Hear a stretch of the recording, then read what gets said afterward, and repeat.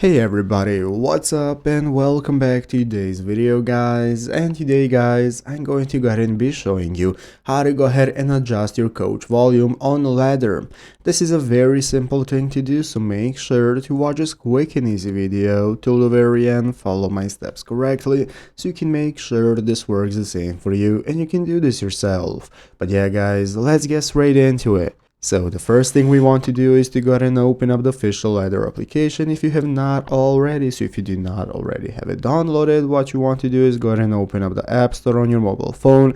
Open up the App Store, search for ladder, find the application and install it. So after installing and opening it up, this is going to be the main page we're greeted by, from where we can get started accessing all our settings. But first thing you need to keep in mind is that you need a pro subscription to be able to use the ladder, either the pro subscription or the free trial that is offered to you once you open up the application for the first time. So once we have done that, now we can get started accessing our teams. Right here at the bottom right corner, you can access your teams that you want to be a part of and start following its workouts, and then we can go to the workout page right here. So from the workout page, we can tap on any workout to be able to access its settings. As you can see, once you click on the workout, click on the settings option in the upper right corner.